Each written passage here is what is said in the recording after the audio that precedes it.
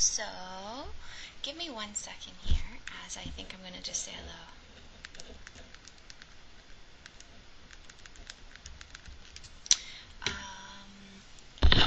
Okay, hi.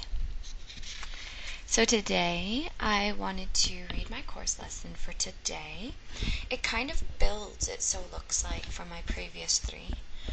Today is lesson 130. It is impossible to see two worlds. So it's kind of interesting because, I've really been learning this lately. So the first one was the world I see has nothing that I want, right? And then so I was able to go through experiences within my own life that allowed me to see that, what you think you want, validation from others to like you, more money, to look good, all of these things are not what we really want. And then the second lesson was beyond this world, there is a world that I want.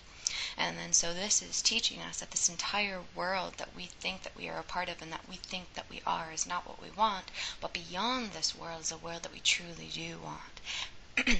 And this is where our true power as souls comes forward, in this world in which it speaks of is this unlimitedness. Unlimitedlessness. And it has to do with like the peace, the joy, the tranquility, the cooperation, the equality, the giving as one would receive. All of these universal laws that come into play is the world in which we want, not this world that we have constructed with material and things and buying things and wanting things and blah, blah, blah. So today, the lesson is it is impossible to see two worlds. So it's basically telling us, before it even begins, that we can't have both. We can't have both. No matter how much we think this world has things that are desirable in it, this entire course teaches us that it is not where we find happiness, that it is not where we find our joy and peace. But in the moment that we choose to accept the world that is beyond this world that we can see as our own, as our truth, as a part of who we are, we can bring this world that is out of the world into this world. And therefore live these lives that we desire of perfection and ease and understanding and cooperation and joy and courage and all of these wonderful traits that we all strive to have and go to all these workshops and events to be taught it. But this is showing us that it's already within us, and now it comes to the point where we can make a decision as to what world we want to see and what world we want to live through, and then that becomes our reality. So I'm going to begin today. I'm just going to slightly close my eyes here and see what comes out. Dear God and all my brothers and sisters who are listening, today is the day of peace and quietness, where we may hear the internal teacher that is within us guide us and show us the way, to remind us that this world that we see through our five senses is the way in which we perceive it based on our past. And therefore everything that we see through our eyes is a misrepresentation of what truly is. And when we begin to learn what perception is, and when we begin to learn how powerful our mind is, and when we start to use our mind as the tool that it is, instead of simply being subject to it and walking along unconsciously, we are then able to get to a place of awareness, to a place of observing the mind, observing the thoughts. And as we observe the mind and observe the thoughts, we pay attention to how these thoughts feel within our bodies and within our lives. And then from there we start to differentiate between what we want and what we don't want. What is fear-bound and what is love-bound? What makes us feel good and what makes us feel like crap? And we start to decipher back and forth. And then when we get to this place of happiness, openness, more clarity of mind, it is from this place that we recognize everything that we thought was happiness before, everything that we thought that was joy before, everything that we thought was peace before, we were wrong. And that's okay. And that the true answers to all of our unknown questions are found here. They are found here.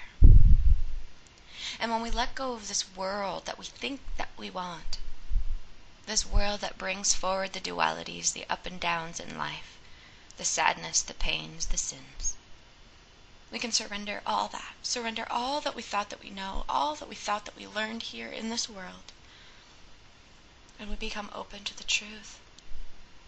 And the truth of this world that is beyond this world that we see with the five senses is within our hearts and within our minds right now. And that is the choice that we make. It is a choice that we choose, and we must choose one. Either we choose the mind of love and divine, or we choose the mind of fear and separation. Either we choose union with God, or we choose separation to be alone and split from everybody else. If we choose to be joined with God, we are choosing the world that is beyond this world that we see with our five senses. But if we choose our own ways and how we viewed our lives in the past and ourselves in the past, we are keeping ourselves believing that this world that we see with our five senses is real. And therefore this is the world that we want. And therefore we'll be subject to chaos, turbulent events, feeling pain and, doubt and judgment, all of this stuff. So it is a choice that we make. And today it's saying it is impossible to see two worlds. So I thank you, God, for speaking through me now and allowing you to teach me as well as all of the listeners what it is that we need to know for today. So here we go. Perception is consistent. What you see reflects your thinking, and your thinking but reflects your choice of what you want to see. I'm going to pause there for 1 second. That's exactly what I was saying. When we understand perception, we understand our thinking mind, and it makes sense as to why what we see out there, what we see out there is reflected in here. Thoughts do not leave its source. Every single thought that we have is powerful. Every single thought that we have is manifesting. And that is why it creates the life that we see and experience in our lives.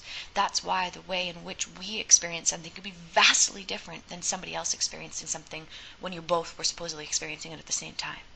We all have our own perception. There's like a filtration system, right? So like as we've gone living these years throughout our life, we develop beliefs, we develop ideas, value judgments, we develop past memories, past concerns, worries, fears, what ifs.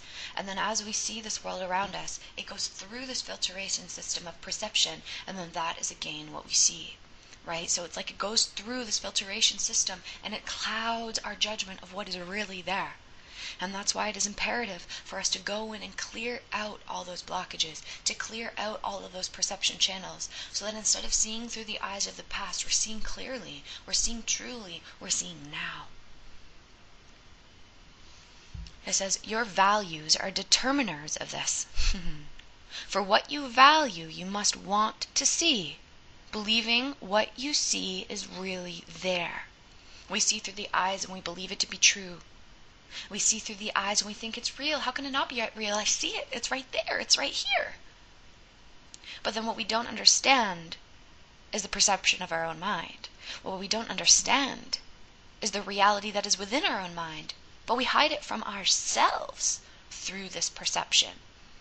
Right? This perception is the filter in which we view this world. This perception is the filter in which we see this world and therefore believe that it is real. Right? But when we are willing to look past this world, when we are willing to look past this suffering, is when we are exposed to the truth that is there, when we are open to seeing it. It says, no one can see a world his mind has not accorded value. And no one can fail to look upon what he believes he wants. And that's what I said at the beginning too. It's a process of transferring the value and transferring the faith from the ego to the divine mind.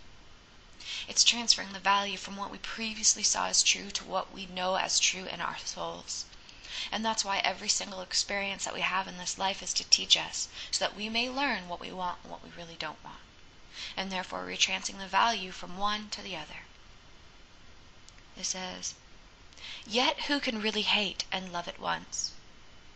Fear and love, ego and divine, hate and love, same thing, right? You can't have both. Who would desire what he does not want to have reality? And who can choose to see a world of which he is afraid? I think my thing just died. What just happened? There, okay, my computer just shut down, sorry.